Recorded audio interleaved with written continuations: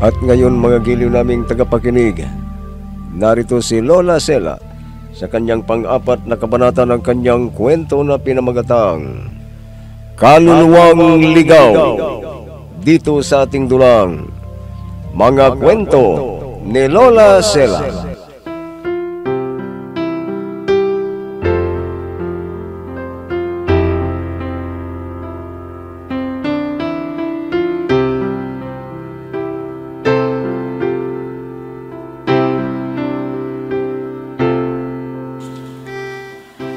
Kinilabutan ang lahat ng mag-aaral at magaguro sa paaralang yun. Nagmakita nilang pinatay sa saksa ang isa sa mga matatalinong mag-aaral na babae. Pati professor ay halos hindi makatulog at nakakarinig siya nagtinig ng isang babae. Nagpabasbas sa pari. Pero napansin ng pari na may kasama siya at biglang naglaho. Kaya lalong kinabahan si Eric. Matagal na ang nangyaring pagpatay sa isang mag-aaral, pero wala pang nahuhuling suspect ang mga pulis. Isang araw, habang nagkukwentuhan sila Susie at Cecil, isa na namang masamang balita ang ipinarating sa kanila ni Erwin.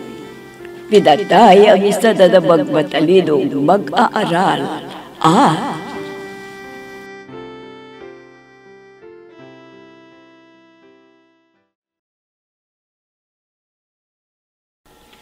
Naku, Susie, alam mo ba, kinabahan kami ni Erwin kanina. Akala namin, sinalakay ka na ng mamamatay tao. Paglabas mo kanina, lumabas rin ako dahil nagbayad ako ng tuition ko. Ganun ba? Ay, salamat naman at walang masamang nangyari sa'yo. Alam mo, alalang-alala sa'yo si Erwin. Bakit naman siya mag-alala sa akin? Alam mo na, type ka niya eh. Ano? Ay nako, wala pa sa isipan ko ang bagay na yan, Cecil. Sabi ng lola ko, hindi raw ako makikipag-boyfriend hanggat hindi pa ako natatapos sa pag-aaral. Cecil, Susie. Oh, Erwin, bakit? Anong nangyari sa'yo? May isa na namang biktima ng pagpatay. Yung top 4 sa exam. Nakahandosay din sa palikuran, patay. Ano? Talagang nakakatakot na yung nangyayari sa paralita. Bakit parang mga matatalino pinapatay ng kriminal? Diyos ko, kung ganun, mag-ingat ka, Susie. Baka matsambahan ka ng mamamatay tao. Kailangan hindi tayo mag-iwalay. Kailangan lagi tayong may kasama para maiwasan natin ang mga pangyayaring katulad ng nangyari kay Marimar. Wala bang nakakita sa pagpatay ng biktima?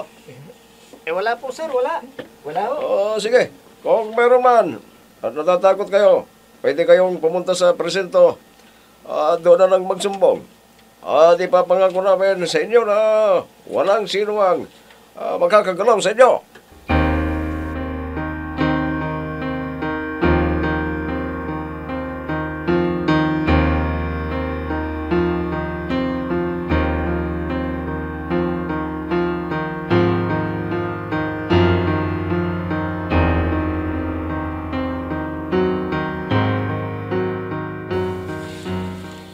Tumabi kayo. Tabi. Wag ka ng bangkay.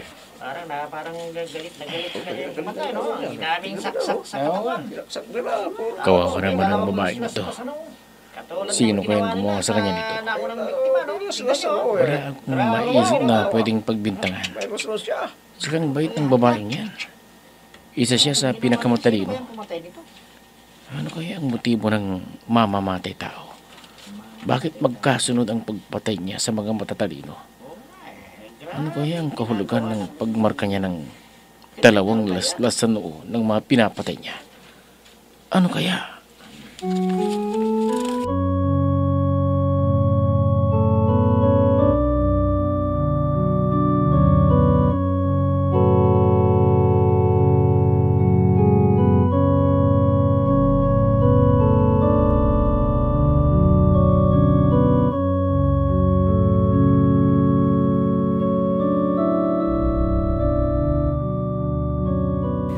Oh, halika na, David. Mag-agahan na tayo para makapasok na tayo sa trabaho. Sina Susi at Tinay, bakit hindi na sila sumabay sa atin? Nauna na silang kumain dahil magsisimba pa lang sila bago pumasok sa klase niya si Susi. Ganun ba? Siya nga pala, dadalhin doon sa pulinarya yung biktima ng pagpatay sa paaral nila, Susi. At pagkatapos nilang paimbal sa muhil, ikaw ang mag-aayos sa kanya.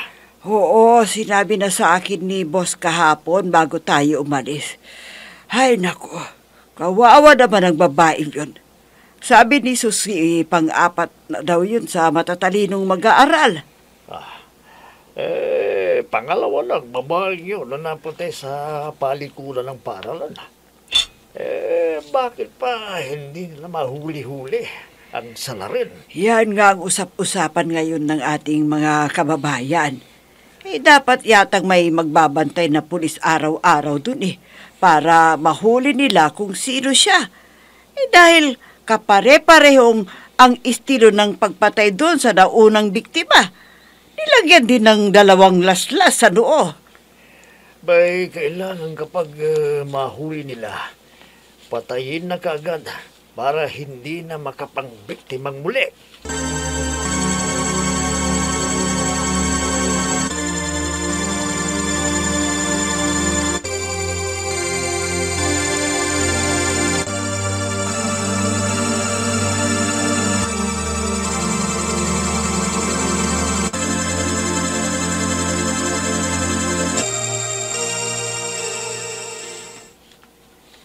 Ano?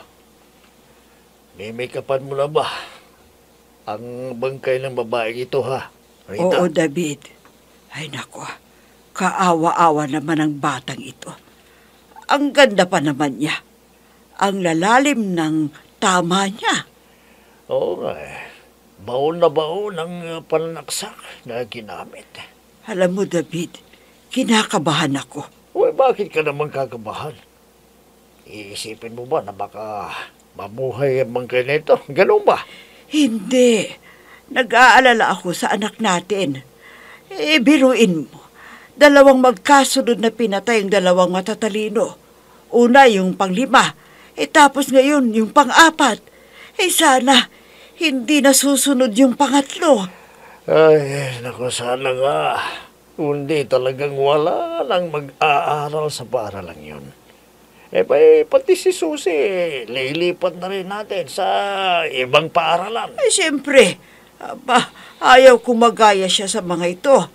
Sana naman maglagay sila ng pulis na magbabantay sa mga mag-aaral. Yan ang dapat para hindi magsilipatan ang mga estudyante nila.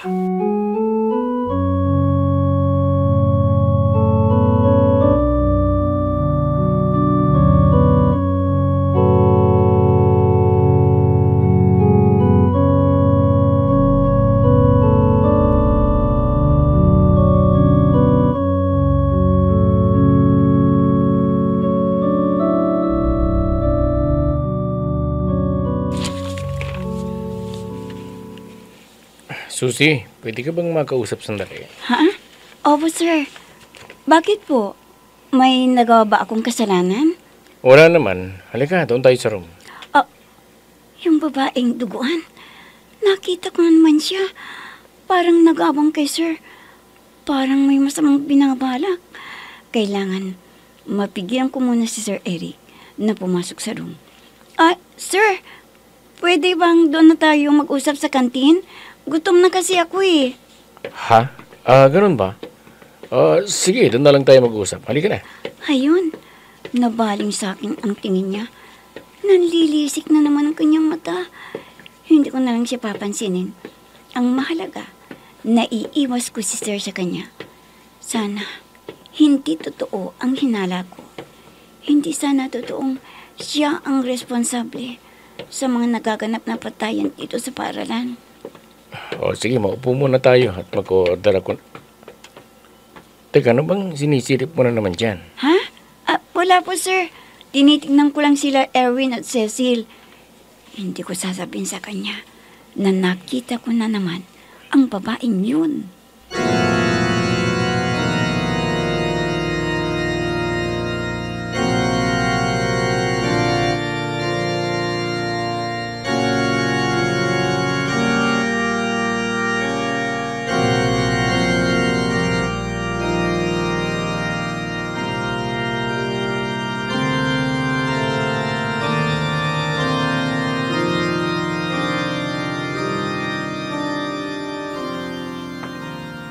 Nasaan kaya ang susi na yon?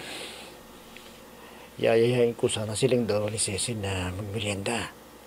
Saan kaya silang punta? Hahanapin ko sila. Erwin! Si Cecil. Pero hindi niya kasama si Susi. Saan kaya nagpunta si Susi? Bakit hindi niya kasama? Erwin, alam kong hinahanap mo kami ni Susi. Oo nga eh. Pero nasan siya? Bakit hindi mo siya kasama? Kanina ko pa nga siya hinahanap eh. Akala ko magkasama kayong dalawa at hindi niyo na ako niyaya sa kantin. Naku, hindi ko naman yung gagawin, Cecil.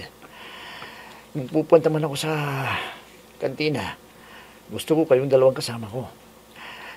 Baka ikaw. Kaya mong magpunta na hindi ako kasama. Ha? Huy, hindi ko naman magagawa yan. Halika nga, pumasok na tayo sa kantin. Hintayin na lang natin si Susi doon. Baka hinahanap din tayo. Halika na. Cecil, sandali lang. Sandali. O bakit? Para kang nakakita ng kaluluwang ligaw. Ano bang... Ha?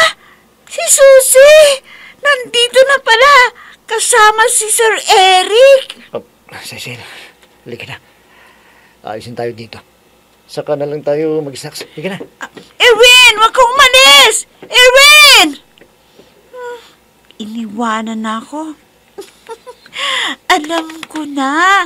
Kaya siya umalis dahil nagseselos siya kay Sir Eric.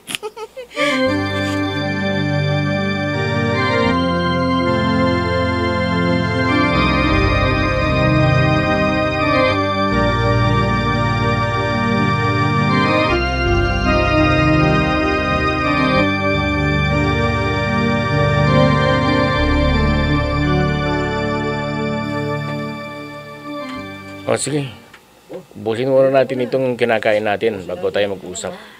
Siguro naman, sir. Pwede na nating simulan ang pag-uusap natin habang kumakain tayo. Sige. Uumpisa na natin.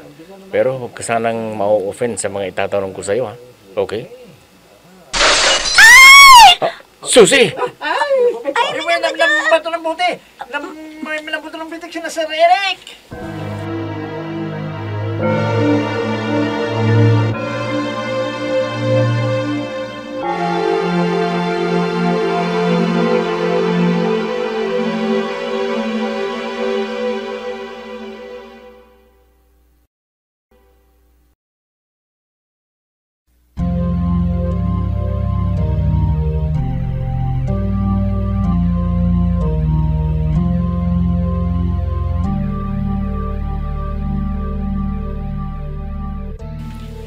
Susi, may sasabihin sana ako sa iyo eh. Oh, ikaw pala, Cecil. Hindi ko na malayan ang paglapit mo sa akin. Sino bang sinisilip mo dyan? Ha? Kwan. Wala, Cecil. Wala. Naninibago ako sa mga kilos niya. Laging palingalinga, tapos parang may nakikita.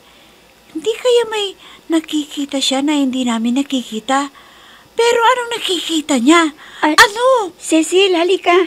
Bumalik na tayo doon sa room. Baka nandun na si Sir Eric. Sandali lang. May sasabihin muna ako sa'yo. Mamaya na tayo mag-usap, Cecil. Halika na. Sandali lang. Mag-usap muna tayo. Sandali. Niwanan na ako. Hindi na niya ako pinakinggan. Ano kayang nangyayari sa babaeng yun? Bakit parang umiiwas siya kapag sasabihin kong may itatanong ako sa kanya? Ano kayang nangyayari sa kaibigan ko? Ano?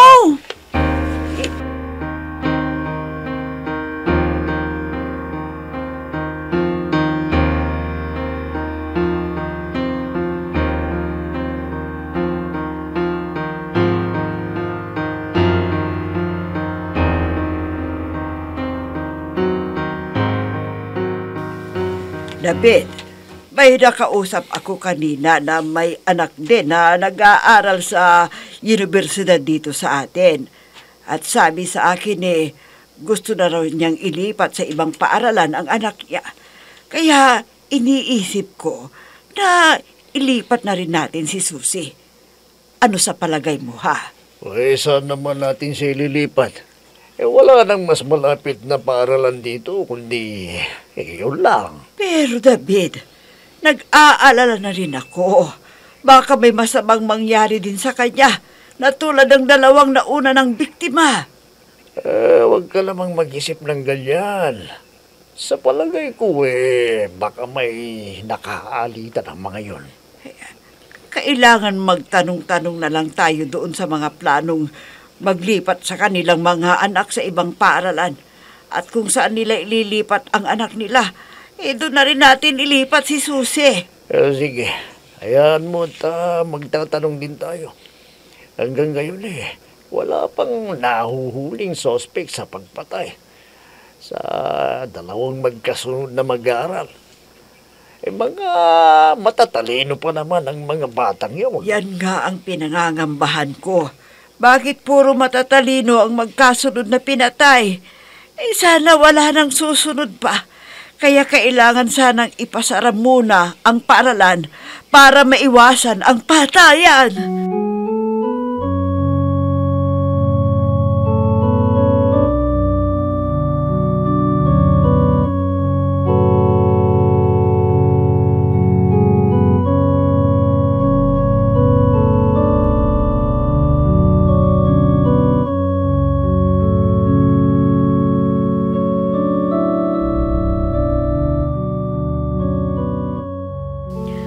Susie, apo, kumusta naman ang pag-aaral mo?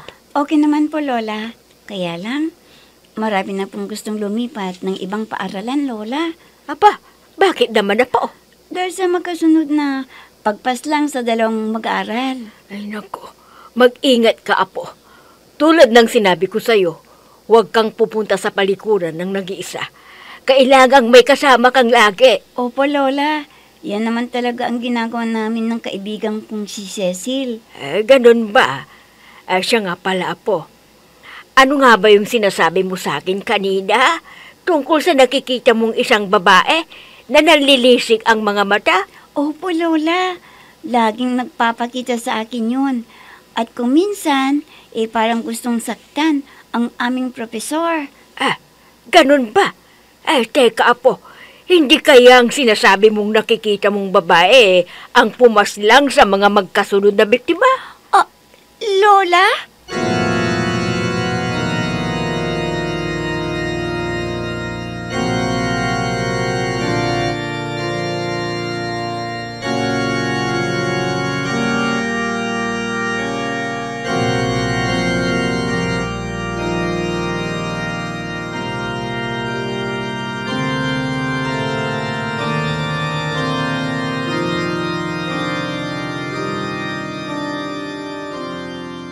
Erwin, nandito ka pala sa study shed. Kanina ko pa kayo hinahanap ni Susie. Napansin mo na ba siya? Teka, Cecil, bakit ang lalim yata ng buntong hininga mo? May problema ka ba? Cecil, masakit na masakit ang loob ko sa nakita ko. Yun pa rin palang iniisip mo. Baka naman nagkakamali ka lang. Imposibleng gawin ni Sir yun. Bawal sa patakaran ng paaralan yun. Alam ko. Pero, bakit ginagawa ni Sir Eric yun? Bakit niya? Ano yun? Halika, tingnan natin. May nahulog na namang estudyante, oh! May nagtulak yata! Erwin, tingnan mo! Si Teresita Ferrer! Siya yung pangatlo sa pinakamatalino sa atin! Ayan! Parang may nagtulak sa kanya galing sa ika-13 palapag! Nangisay na! Patay na, Erwin!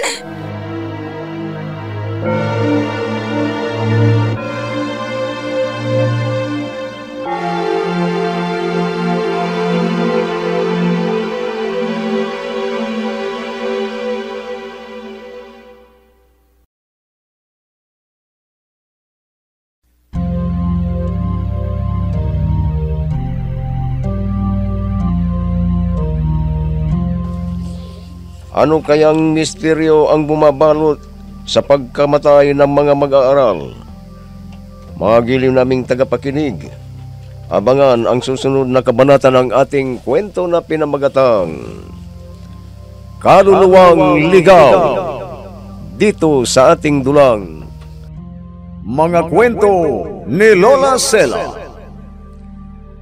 Mga nagbigay buhay sa ating dula: Myra Abrihal Narnula, Susan Malignem, Ami Diaz, Oscar Ora, Robert D. Guzman, Jun Cabato, Eva Alcoreza.